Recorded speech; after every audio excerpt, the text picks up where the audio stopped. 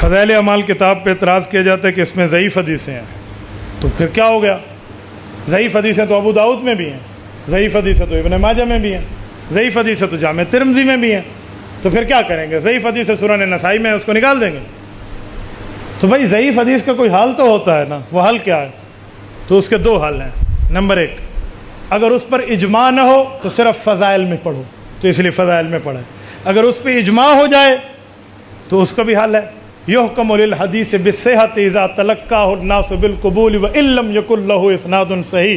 تدریب الراوی میں امام جلال الدین سیوطی فرماتے ہیں حدیث ضعیف و امت کا اجماع ہو جائے تو اس سے عقائد کے معاملے میں بھی تائید لی جا سکتی ہے۔ اور امام ابن عبد البر مالکی کی کتاب ہے، وہ کہتے ہیں اگر حدیث صحیح ہو تو ٹھیک ہے، ضعیف ہو امت مان لے تو اس کو صحت کا درجہ مل جاتا ہے۔ آپ پڑھ لیں، یہ اعلام الموقعین کی پہلی جلد ہے، وہ فرماتے ہیں قال ابن عبد البر فی الاستذکار لما حکا عن الترمذی ان البخاری صح حدیث البحر هو الطہور ماؤہ واہل الحدیث لا یصححون مثل اسنادی ولکن الحدیث عندی صحیح لان العلماء تلقوہ بالقبول۔ یہ اصول حدیث ہے کہ جس پر علماء کا اجماع ہو جائے وہ ضعیف حدیث بھی صحیح ہو جاتی ہے۔ تو ضعیف حدیث کا حل بھی ہے، اور حدیث ضعیف نہیں ہوتی، ہوتی سند ضعیف ہے۔ دوسری صحیح سند مل جاتی ہے تو یکوی بازو بازا، بھئی یہاں سے تھوڑی سی دیوار کریک ہو جائے تو اسے دوبارہ پلسٹر کر دیں، اتنی سی تو بات ہوتی ہے بھائی۔ تو ضعیف حدیث کا جواب بھی علماء کو پتہ ہے نا۔ تو مولانا زکریا کون تھے آپ کو پتہ ہے؟ اس دھرتی پہ امیر المؤمنین کا سب سے پہلا لقب حضرت عمر کو ملا ہے، خلیفۃ المسلمین کا سب سے پہلا لقب حضرت ابو بکر کو ملا ہے، اور امام اعظم کا پہلا لقب حضرت ابو حنیفہ کو ملا ہے، اور اس دھرتی پر سب سے پہلا لقب شیخ الامام اس کا قاضی القضات کے امام ابو یوسف کو ملا ہے، اور اس دھرتی پر سب سے پہلا لقب شیخ الحدیث کا مولانا زکریا کو من لقب فی عالم الاسلامی اولا بشیخ الحدیث۔ تو یہ بندہ حدیث کو ماہر ہے، حدیث کو جانتا ہے، اور میں کیا کہوں، اللہ آپ کو مدینہ منورہ لے جائے، اللہ آپ کی برکت سے ہمیں بھی لے جائے۔ آپ جنت البقیع جائیے، رسول اللہ کے قدموں کی طرف ہے، امام نافع کی قبر، امام مالک کی قبر، قدموں میں شیخ الحدیث مولانا زکریا کی قبر۔ اس بندے نے کتابیں لکھ کے کہا میرے مولا تجھے قبول ہے تو مجھے حضور کے پاؤں میں جگہ دے، یہ آج بھی وہیں آرام فرما۔ تو وہ شیخ الحدیث ہے بابا، وہ معاملات کو جانتا ہے۔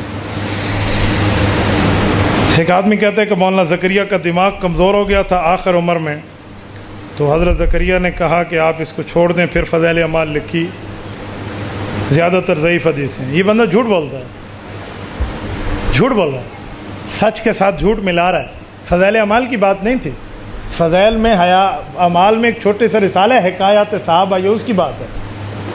حکایات صحابہ کے وقت شیخ زکریا رحمۃ اللہ علیہ تھوڑے سے بیمار تھے، تو ڈاکٹروں نے کہا کہ حضرت لکھنے پڑھنے والا جو دماغی کام ہے نہیں، جس میں دماغ خرچ ہوتا ہے، وہ آپ کام نہ کریں، تھوڑا ریسٹ کریں۔ حضرت نے ایک عرصے تک ریسٹ کیا، تو پھر کہا یار یہ فارغ دن ہے، حدیث کی خدمت میں لگا دوں، صحابہ کے واقعات لکھ دیں، وہ حکایات صحابہ ہے، پوری فضائل اعمال نہیں ہے۔ تو یہ ایسے ظالم ہے، اس نے اس بیماری والی بات کو پوری فضائل اعمال پہ فٹ کر دیا۔ تو اسے کہو اچھا ایک منٹ، حکایات صحابہ کو ایک طرف رکھ لیتے ہیں، جو باقی فضائل اعمال ہے وہ تو ٹھیک تھے جب بیمار نہیں تھے، اسے تو مانتا ہے، اسے بھی تو نہیں مانتا۔ کذاب تو بات اور کرتا ہے اور حوالہ اور دیتا ہے، بھائی یوں نہیں ہوتا۔